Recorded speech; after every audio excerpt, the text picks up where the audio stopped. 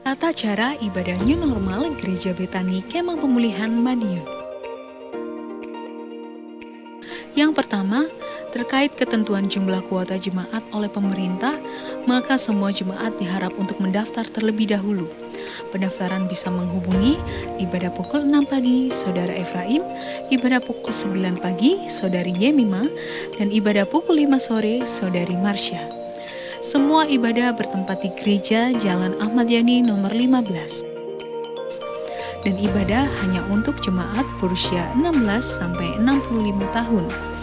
Anak-anak berusia 16 tahun ke bawah dan yang berusia 65 ke atas harap mengikuti ibadah online di channel YouTube Successful Betani Families Madiun. Kedua, jemaat akan dicek suhu tubuh sebelum masuk ke lingkungan gereja, mencuci tangan sebelum memasuki ruang ibadah atau menggunakan hand sanitizer. Jemaat wajib menggunakan masker di lingkungan gereja. Ketiga, dilarang bersalaman atau berpelukan, menjaga jarak minimal 1 meter saat memasuki atau hendak meninggalkan ruang ibadah, tidak berkerumun di lingkungan gereja dan segera pulang bila ibadah telah selesai. Terima kasih karena sudah mematuhi protokol kesehatan. Gereja Betani Kemah Pemulihan Madiun selalu menjaga kebersihan ruang ibadah sebelum dan setelah ibadah. Tuhan Yesus memberkati. Selamat malam Bapak Ibu Saudara yang terkasih, semuanya shalom. Terpuji nama Tuhan. Malam hari ini kita boleh bertemu kembali, kita boleh memuji, mengagungkan, menyembah Tuhan. Kita percaya tanpa mengurangi rasa syukur kita di saat kita ibadah daring ini, bahwa Tuhan sanggup bekerja di dalam segala hal. Tuhan tidak terbatas. Tuhan begitu luar biasa, begitu hebatnya, bisa menjamah melawat setiap kita. Mari sama-sama malam hari ini, Bapak Ibu Saudaraku yang terkasih dimanapun berada, satukan hati kita, tundukkan kepala, kita awali ibadah ini dengan doa. Bapa, kami berterima kasih buat pertolongan-Mu yang begitu dahsyat dan luar biasa. Kau Allah yang tak terbatas. Kau Allah yang sanggup memberikan segala sesuatunya bagi kami, mencukupkan kebutuhan kami, memulihkan, menyembuhkan, bahkan menyelamatkan setiap kami. Sebuah karya yang luar biasa Tuhan buat setiap hidup kami. Biarlah rasa syukur ini kami naikkan di pada doa malam ini Tuhan. Biarlah kami naikkan sebagai dupa yang harum. Terimalah pujian, hormat, sembah kami. Terimalah pujian, mazmur kami Tuhan. Di dalam nama Tuhan Yesus, mari Bapak Ibu Saudara yang terkasih sama-sama kita berkata, amin. Kekuatan di hidupku,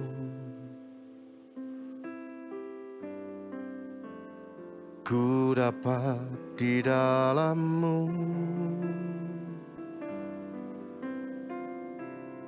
Kau teguhkan hatiku, tiada yang mustahil bagimu.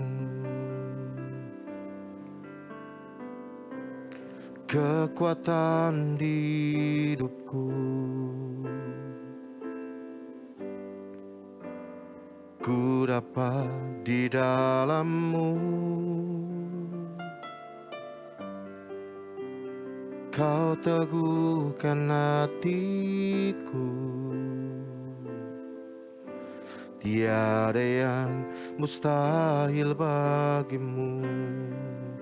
Sebab aku percaya, bukan karena melihat, namun karena firman-Mu yang selalu digenapi di hidupku. Ku percaya, bukan karena melihat, namun karena firman-Mu tiada pernah berubah. Terima kasih Tuhan.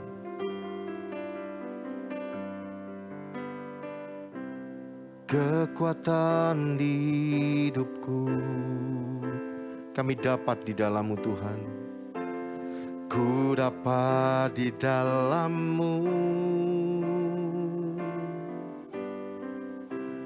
Kau teguhkan hatiku. Sungguh tiada yang mustahil, tiada yang mustahil bagimu. Satu kali lagi sama-sama dengan iman percaya katakan.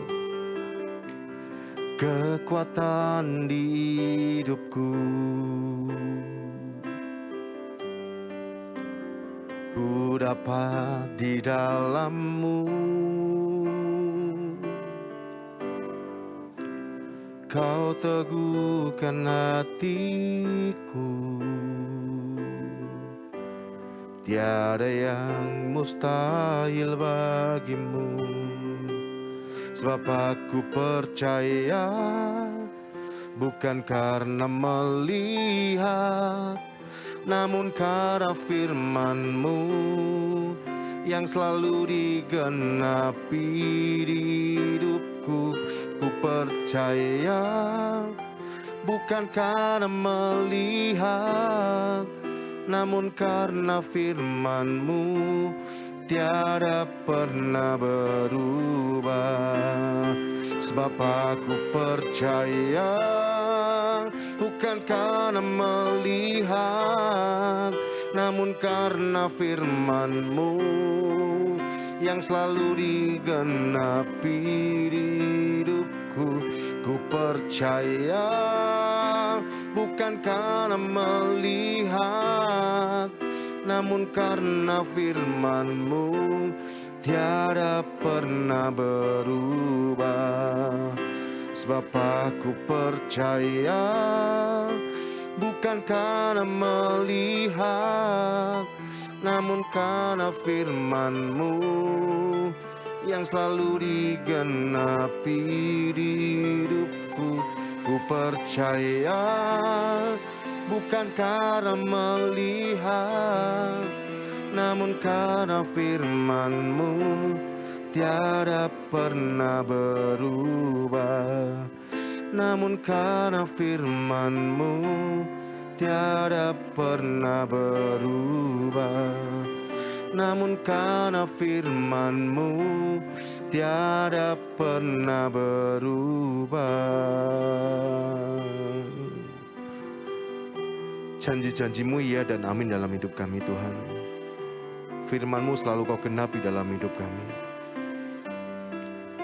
Kau mengajarkan setiap kami untuk mengucap syukur lewat setiap permasalahan yang Tuhan izinkan diperhadapkan dalam hidup kami.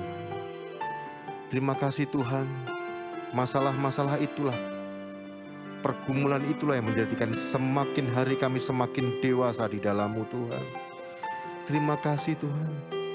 Mari Bapak Ibu Saudaraku yang terkasih, mulailah angkat suaramu, pujilah Dia, sembahlah Dia. Terima kasih buat kasih setiamu.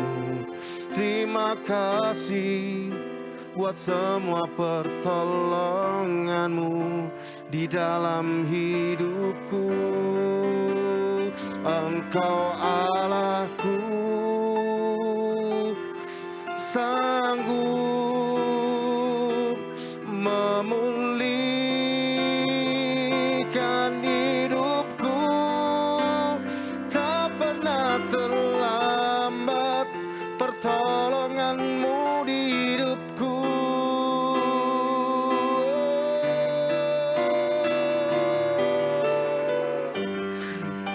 Ini pujianku, sembahku naikkan bagi-Mu. Terimalah, oh Yesusku. Biarlah rasa syukur ini terus meluap dari dasar hati kami paling dalam Tuhan. Biarlah pujian ini, biarlah nyanyian ini Tuhan menjadi rasa syukur kami di hadapan-Mu. Terimalah pujian kami, terimalah sembah kami, terimalah mazmur kami Tuhan. Oh Yesus, Engkaulah hidupku, Engkaulah kekuatanku. Syararara patakaraya sedede. Yesus, Engkaulah hidupku. Terima kasih Tuhan. Ora pasyaka paraya rasikira patakara rasikira. Terima kasih.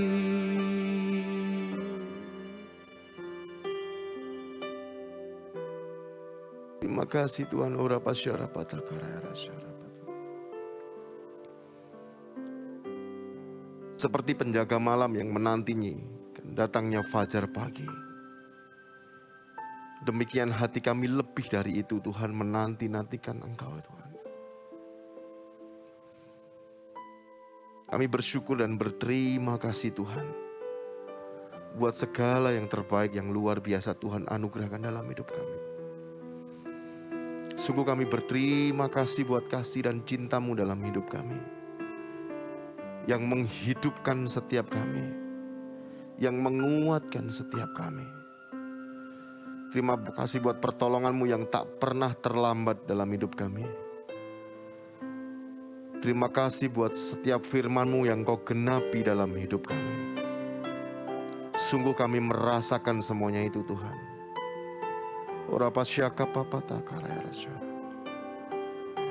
Mari sama-sama tanggalkan roh-Mu untuk bertemu secara pribadi dengan Tuhan. Mari sama-sama yang sudah dikarunia bahasa roh mulai berkata-katalah dalam roh-Mu. Di saat kau mulai berkata-kata dalam roh-Mu, kau lepaskan roh-Mu. Di saat itulah kau membangun atas dirimu, membangun roh-Mu, membangun hidup. Ora pasyaka patakara. Mari Bapak Ibu Saudara katakan, ora pasyaka patakara ya rasigede. Oh siapa takara ya rasigede. Oh siapa ya Kiara patakara ya rasikiara papa. Kiara patakara ya oh patakoro yoro kinara mayara.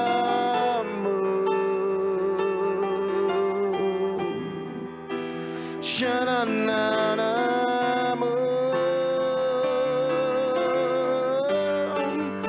kinara churapo yara ora basyaka papa syaka papa ora basyaka papa ora basyaka papa ora basyaka patakara era segere ora basyaka papa ora basyaka papa ora basyaka patakara ya rasekere ora basyaka patakara ya rasyaka. Terima kasih Tuhan, kami genggam urapan-Mu Tuhan, kami genggam pemulihan-Mu, kami genggam Tuhan. Malam hari ini Kau pulihkan setiap kami. Hidup kami karena percaya bukan karena melihat. Sebab firman-Mu sudah Kau genapi dalam hidup kami Tuhan. Pertolongan-Mu ya dan amin. Terima kasih Tuhan, kami genggam semua yang Tuhan berikan bagi kami. Ora pasyaka papa patakara. Mari Bapak Ibu Saudaraku yang terkasih, buka kedua tangan-Mu, tengadahkanlah wajah-Mu. Dengan iman percaya, nyanyikan pujian ini. Sebab aku percaya, bukan karena melihat, namun karena firman-Mu yang selalu digenapi di hidupku.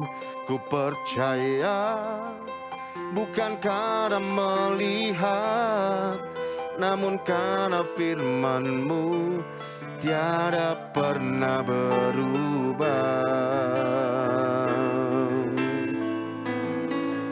Sebab aku percaya, bukan karena melihat, namun karena firman-Mu yang selalu digenapi di hidupku.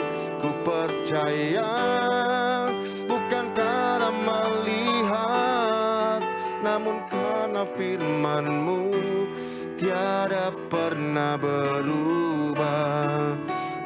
karena firman-Mu tiada pernah berubah. Namun karena firman-Mu tiada pernah berubah.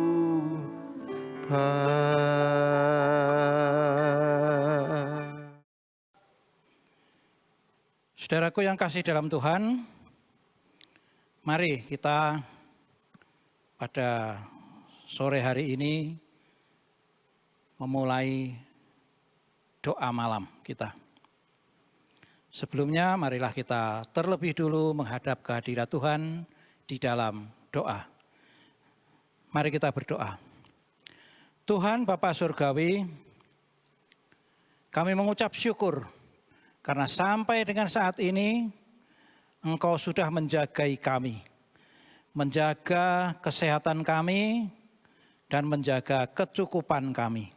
Sehingga kami dapat hadir walaupun secara online di tempat kami masing-masing, di rumah kami masing-masing, tetapi kami dapat bersama-sama mengikuti acara ini hanya karena Engkau saja. Tuhan, naungi kami semua sehingga apapun yang terjadi semua ada di dalam kekuatan tangan kasih-Mu yang akan memberkati kami semuanya. Di dalam nama Tuhan Yesus Kristus. Amin. Saudaraku yang kasih dalam Tuhan, terutama dari Gereja Betani Kemah Pemulihan di Madiun ini, marilah kita bersama-sama meneliti kembali kehidupan kita. Sampai dengan saat ini Tuhan sudah menjagai kita, itu hanya karena kebaikan hati Tuhan saja. Namun kita juga harus berusaha untuk tetap berjalan di dalam jalur yang dikehendaki oleh Tuhan Yesus Kristus.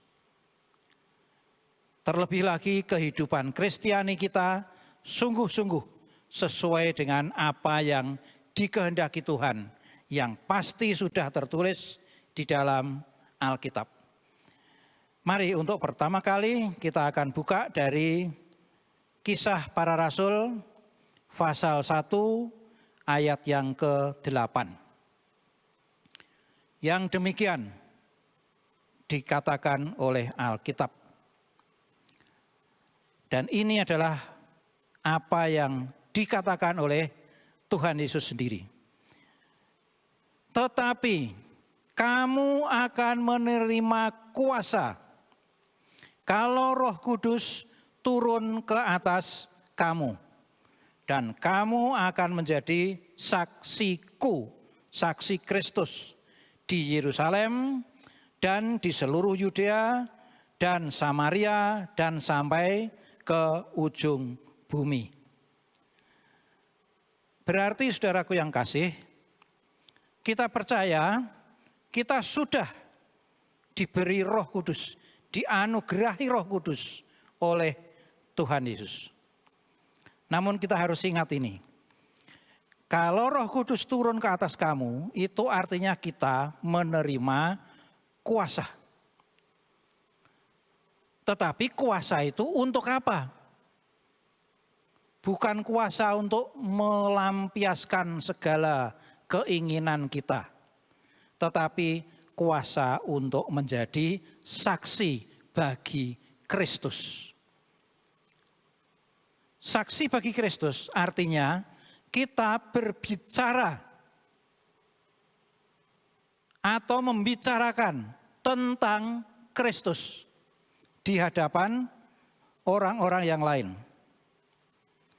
Kita menjadi saksi bagi Kristus. Artinya bukan menyaksikan dirinya sendiri, tetapi menyaksikan Kristus. Ini yang harus tetap kita ingat. Jika kita menyaksikan Kristus, menjadi saksi bagi Kristus, maka kesaksian kita itu memiliki kuasa yang diberikan oleh Roh Kudus yang sudah dianugerahkan oleh Tuhan kepada kita masing-masing. Kemudian kita akan melihat kembali apa yang tertulis di dalam Lukas, Injil Lukas, pasal yang ke-24. Kita mulai dari ayat yang ke-13. Di sini diceritakan gini, pada hari itu juga 2 orang dari murid-murid Yesus. Ada banyak murid Yesus, paling tidak ada 12 orang, kemudian ada 70 orang dan seterusnya. Yang selalu mengikuti Yesus. Ada 2 orang dari murid-murid Yesus pergi ke sebuah kampung bernama Emmaus yang terletak kira-kira 7 mil jauhnya dari Yerusalem. Dikatakan pada hari itu juga, artinya ini ditulis pada hari kebangkitan Tuhan Yesus. 3 hari atau hari ketiga tepatnya setelah disalib, Yesus bangkit. Kalau kita perhitungan berarti itu pada hari Minggu, pagi-pagi benar Tuhan Yesus bangkit. Lalu berita itu tersebar di seluruh Yerusalem, menjadi pembicaraan umum. Mungkin kalau istilah kita menjadi trending topik atau apa. Ya. Itu yang terjadi.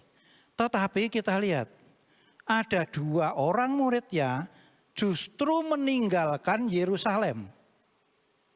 Entah karena takut atau apa, tapi yang jelas dia menghindar dari keributan di Yerusalem. Pergi ke Emmaus kira-kira 7 mil. Kemungkinan besar Emmaus itu adalah rumah mereka aslinya. 7 mil, jadi antara 12-13 kilometer dari sana. Kemudian ayat yang ke-14 dikatakan, dan mereka bercakap-cakap tentang segala sesuatu yang telah terjadi. Artinya peristiwa kebangkitan Tuhan Yesus itu. Ayat berikutnya yang ke-15. Ketika mereka sedang bercakap-cakap dan bertukar pikiran, datanglah Yesus sendiri mendekati mereka. Lalu berjalan bersama-sama dengan mereka. Artinya begini saudara.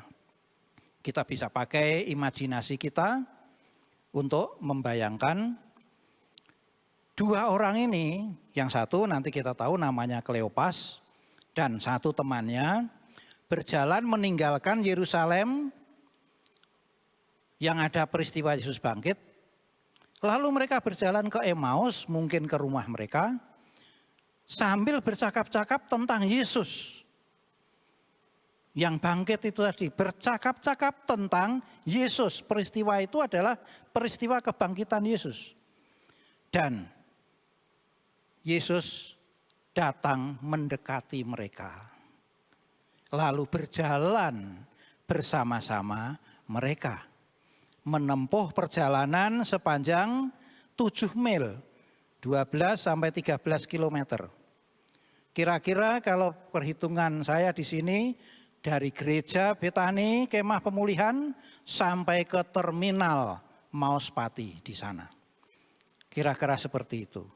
Berjalan kaki. Dan itu pasti sudah siang.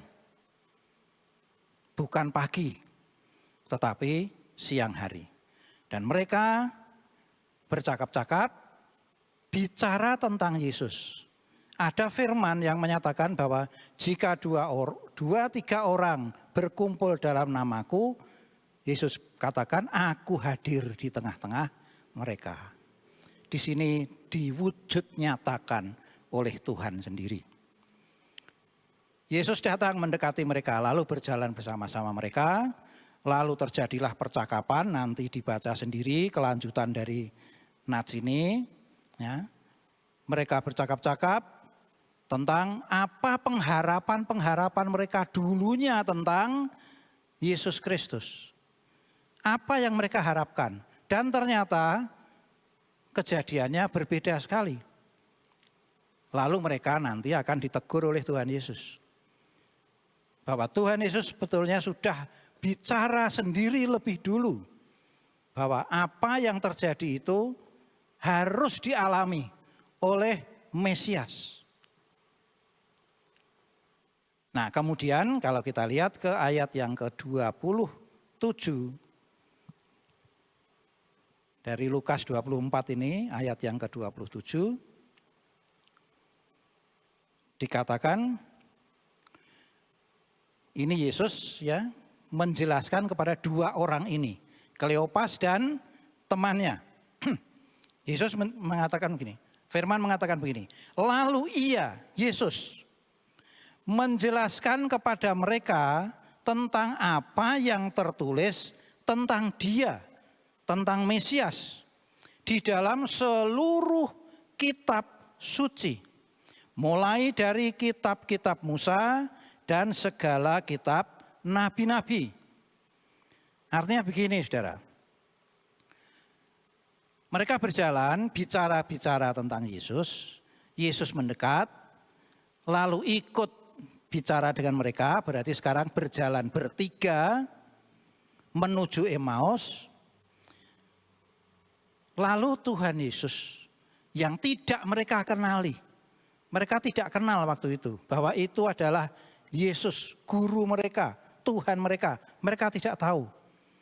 Yesus mendekat, lalu ia menjelaskan, Tuhan Yesus sendiri menjelaskan kepada mereka, kepada Kleopas dan temannya ini, apa yang tertulis tentang dia, tentang dirinya, tentang Mesias.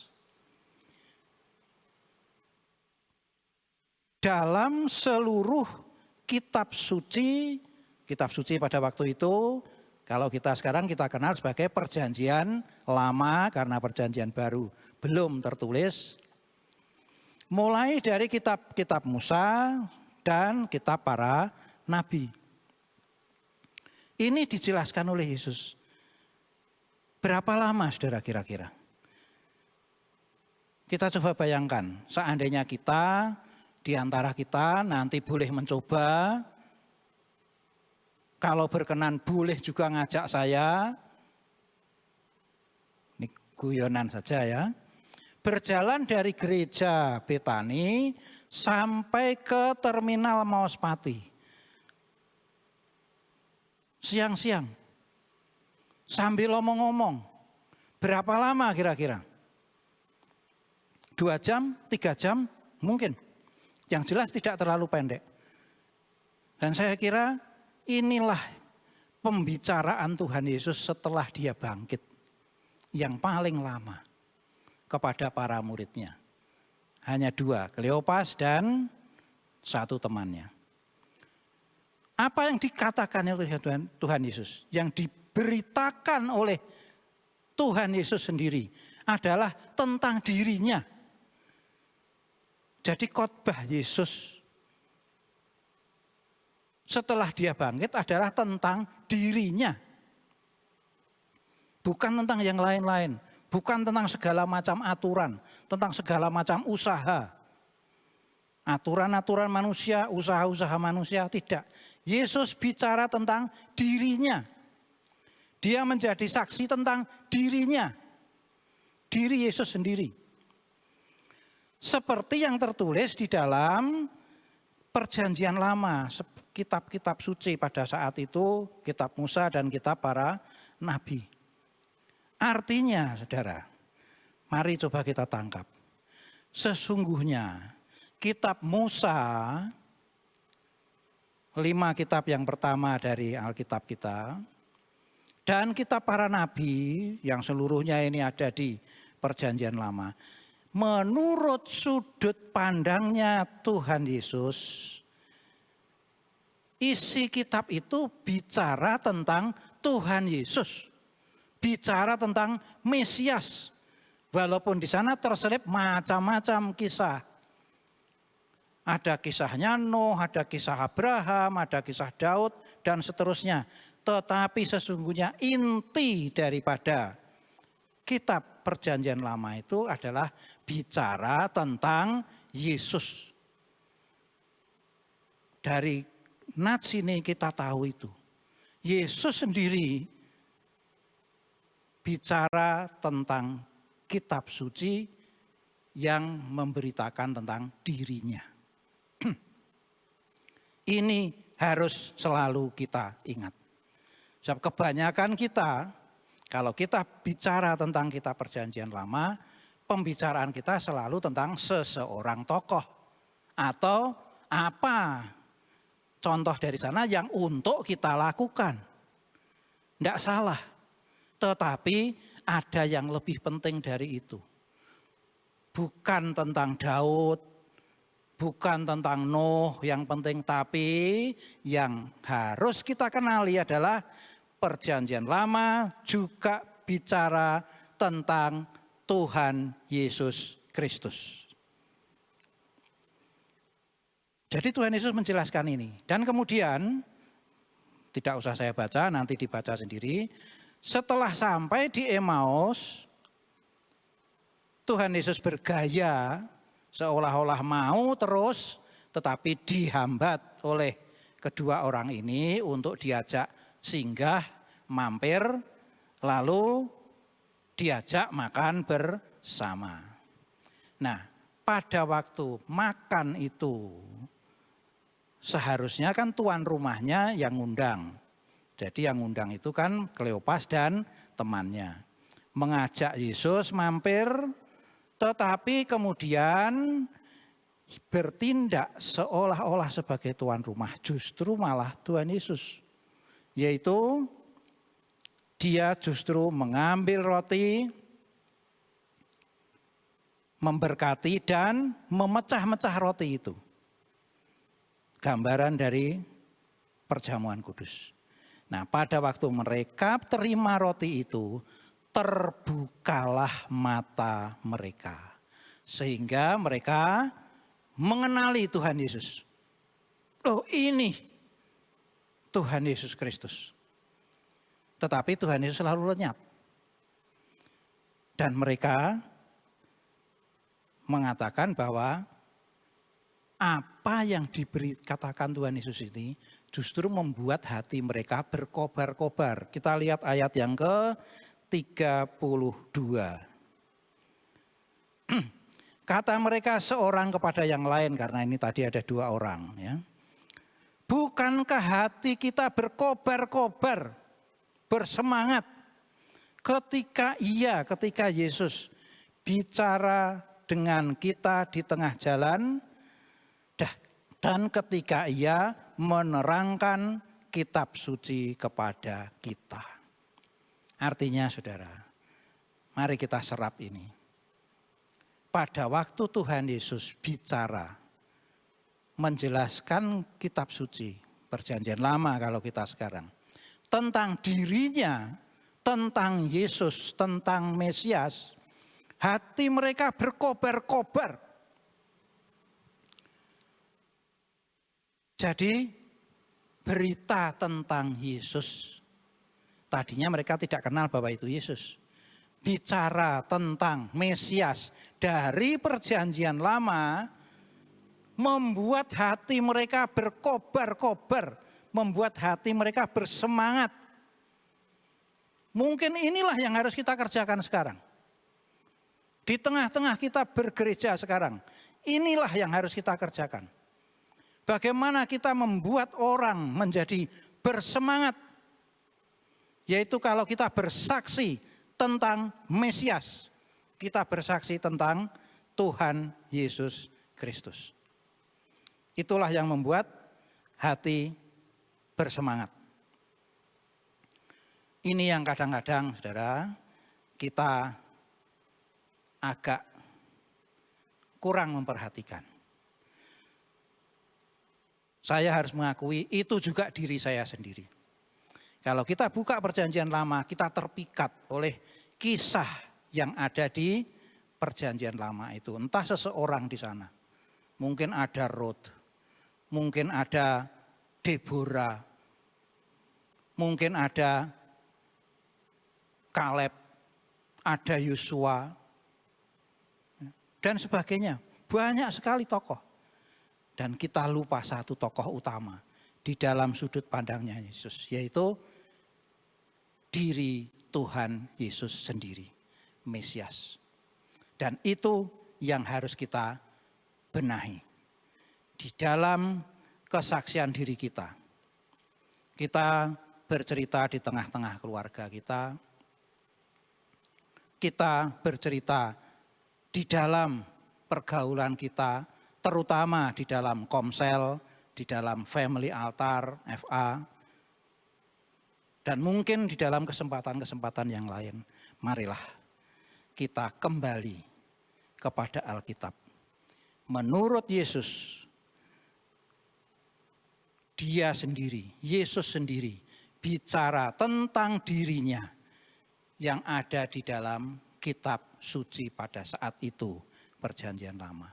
Yesus tidak bicara tentang yang lain-lain, tidak bicara tentang tokoh-tokoh, tidak bicara tentang aturan-aturan hidup, tentang tuntunan-tuntunan hidup, tapi bicara tentang dirinya, tentang Kristus. Kita sudah cukup banyak tahu tentang tatanan hidup Kristen. Tapi apakah kita cukup mengenal Tuhan Yesus Kristus yang memiliki segala aturan, segala tatanan.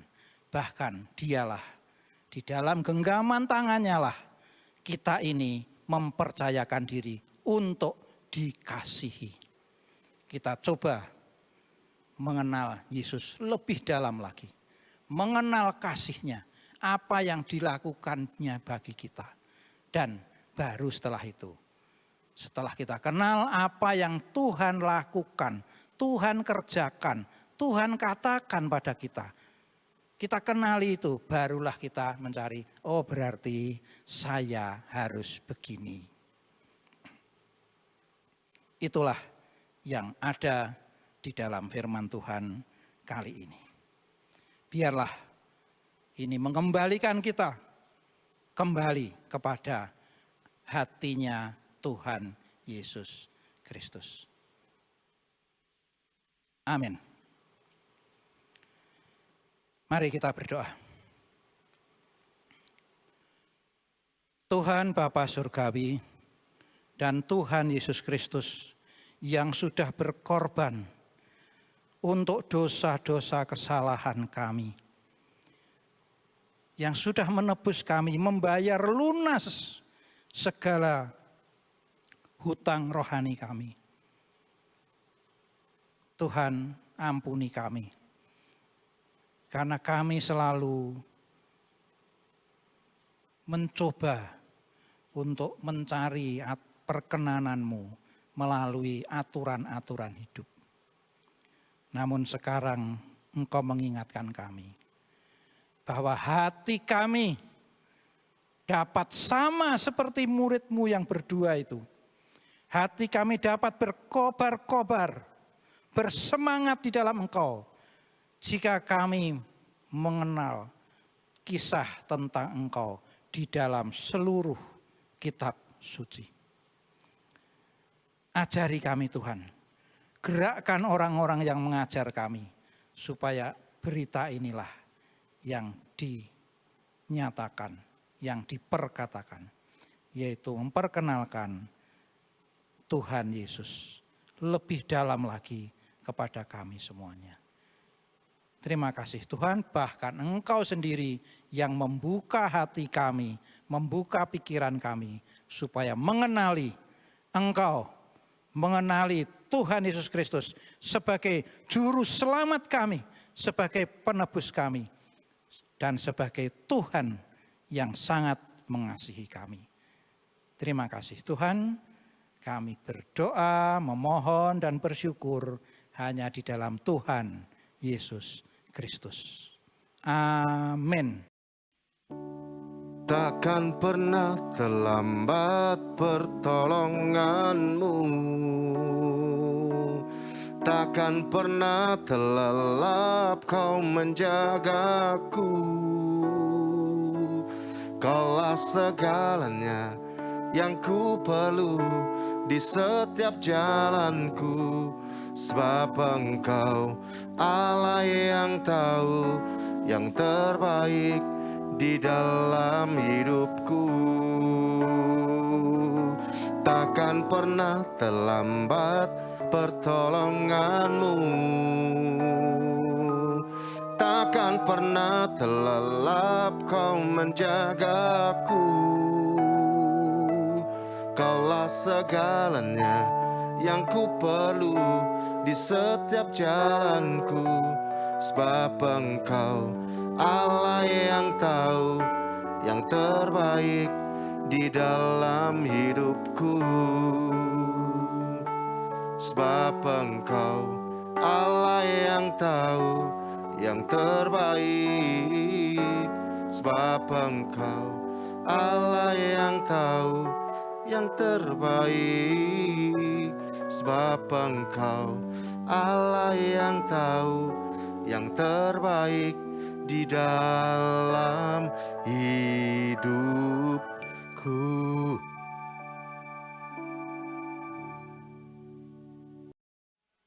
Terima kasih Tuhan, Kau telah pimpin kami untuk melaksanakan ibadah doa malam di malam hari ini. Kami percaya Tuhan, biarlah Tuhan di tengah-tengah pandemi yang terjadi, Kau terus ajar kami untuk menjadi berkat bagi orang-orang sekitar kami. Pimpin kami Tuhan untuk mengerjakan firman-Mu yang disampaikan oleh hamba-Mu, supaya kami Tuhan dapat mengerti Tuhan rancangan-rancangan-Mu yang terbaik bagi kami. Apapun tantangan yang kami hadapi, kami percaya Tuhan, kami tidak akan menjadi lemah, kami akan terus menjadi orang-orang yang tangguh di dalam Kau. Dan kami siap dipakai untuk alat kemuliaan nama-Mu di tengah-tengah pandemi ini Tuhan. Terima kasih Tuhan. Kami percaya Tuhan Kau terus memberkati jemaat-Mu dimanapun kami berada. Kau berikan Tuhan kesehatan, Kau berikan perlindungan-Mu bagi kami semua. Tidak ada kuasa jahat orang jahat yang mengganggu kami, asal kami terus melekat kepada Engkau. Bahkan COVID-19 Tuhan, Kau hindarkan dari kami semua.